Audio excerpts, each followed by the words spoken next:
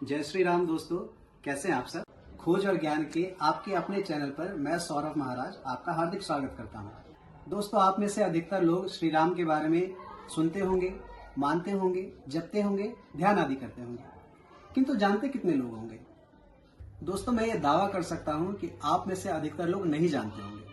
कईयों ने कोशिश भी की होगी, किंतु सही ज्ञान के अभाव से हमारा मन व ज्ञान कभी वहां तक पहुंच ही नहीं पाया। दोस्तों, श्री राम सागर स्वरूप है और सागर को पूर्णतया कोई भी नहीं जान सकता। फिर भी संतों की कृपा, तथ्यों, वेद आदि से प्राप्त ज्ञान अनुसार अपने ज्ञान को आप सभी के साथ साझा करना चाहते हो। तो आइए जानते हैं श्री राम को। कौन है राम? राम एक नाम है जिसे हम श्री रामचंद्र, दशरथ नंदन, कौशल्या नंदन, सीतापति के चरित्र से वर्णित कथा रामायण से जानते हैं। कुछ बुद्धिजीवी इन्हें नारायण का अवतार कहते हैं, तो कुछ इन्हें नारायण का अवतारी कहते हैं। मेरे मत में दोनों ही बातें सत्य हैं, क्योंकि हमारे ब्रह्मांड में बताया गया है 3 विष्णु हैं। एक महाविष्णु, एक शिरोदक्षय विष्णु, एक गर्भोदक्षय विष्णु। महाविष्णु जो कि सबके अवतारी है, वही राम है, वही कृष्ण है, अर्थात राम और नारायण एक ही है। इससे हम कह सकते हैं इसे कि राम विष्णु के अवतार है। उसी प्रकार दूसरे शब्दों में हम यह भी कह सकते हैं कि वह अन्य 2 विष्णु के अवतारी भी हैं, गर्भोदक्षय विष्णु और शिरोदक्षय विष्णु। राम नाम के बहुत से व्यक्ति हुए हैं, श्री रामचंद्र से पहले के भी और श्री रामचंद्र के बाद भी राम नाम के बहुत से व्यक्ति हुए हैं। किंतु हम पुरुषोत्तम श्री राम की कथा रामचरितमानस से राम नाम की व्याख्या को समझते हैं या जानते हैं। किंतु इससे पूर्व भी राम नाम के व्यक्ति हुए हैं। परशुराम, जिन्हें हम जानते हैं, परशु मिलने पूर्व इनका नाम राम ही था, किंतु जब इन्हें महादेव से परशु प्राप्त हुआ तो इनके नाम के आगे परशु शब्द जुड़ गया, जिससे इनका नाम परशुराम हुआ। ये भी नारायण के ही अवतार थे। ऐसा इतिहास में प्रथम बार हुआ था जब नारायण के 2 अवतार एक ही युग में उपस्थित थे, राम और परशुराम। क्यों है राम से बड़ा राम का नाम? क्या विशेष है श्री राम नाम में? इस प्रश्न के उत्तर से पूर्व हमें यह जानना होगा कि राम शब्द की उत्पत्ति या निर्माण कैसे होता है। तो दोस्तों, यह शब्द हमें नारायण से प्राप्त रा अक्षर व महादेव से प्राप्त मां अक्षर को मिला के प्राप्त होता है। जब हम रा और मां की संधि कर देते हैं तो इसका संधि रूप राम के स्वरूप में हमें प्राप्त होता है।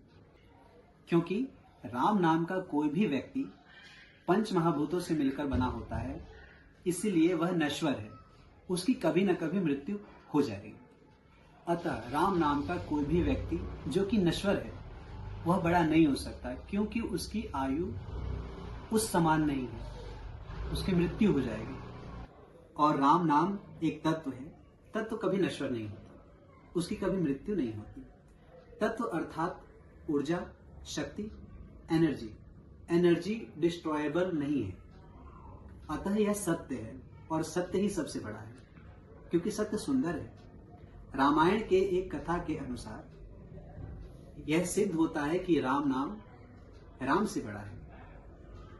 उस कथा के प्रारूप अनुसार एक बार श्री राम व हनुमान जी के बीच में धर्म युद्ध हुआ, जिस धर्म युद्ध में हनुमान जी ने श्री राम का नाम लेकर राम से युद्ध किया और उसमें विजय प्राप्ति की। अतः कथा के अनुसार हम यह कह सकते हैं कि राम से बड़ा राम का नाम है। राम तत्व क्या है, क्या आप जानते हैं? चलिए इस पे दृष्टि डालते हैं। अभी हमने जाना था कि राम शब्द नारायण के रा अक्षर व महादेव के म अक्षर के संयोजन से हमें प्राप्त होता है।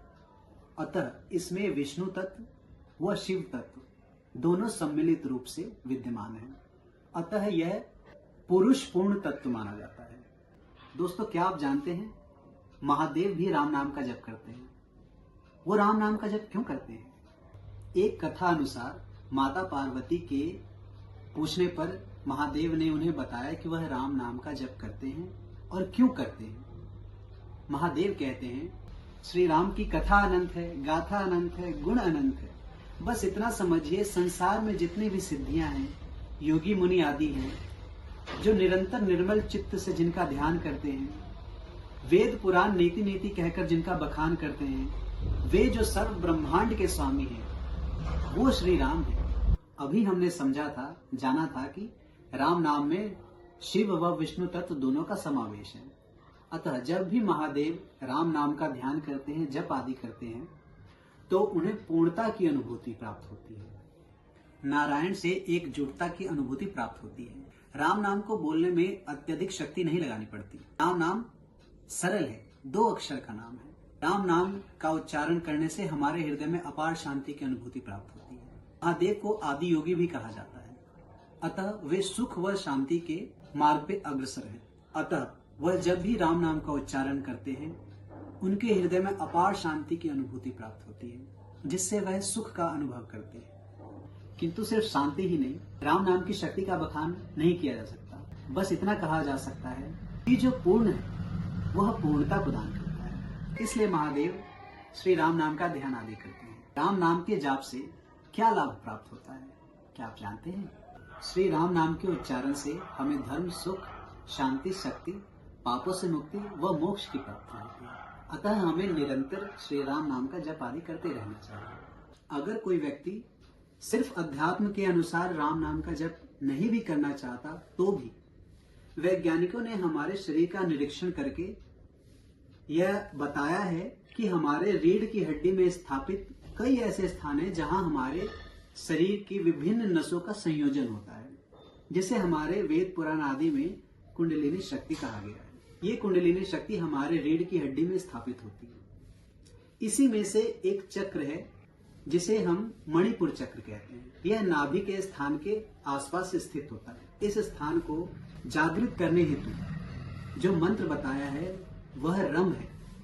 रम मंत्र का उच्चारण करने से हमारे मणिपुर चक्र की एनर्जी में वृद्धि होती है, जिससे हमें हेल्दी लाइफ, स्वस्थ जीवन का उपहार प्राप्त होता है। रम को सरल करने के लिए राम भी कहा जाता है। अतः इस नजरिए से भी हमें राम नाम का जप करते रहना चाहिए। तो दोस्तों, श्री राम नाम का जप करते रहिए, स्वस्थ रहिए, सफलता प्राप्त करते रहिए। धन्यवाद। जय श्री राम।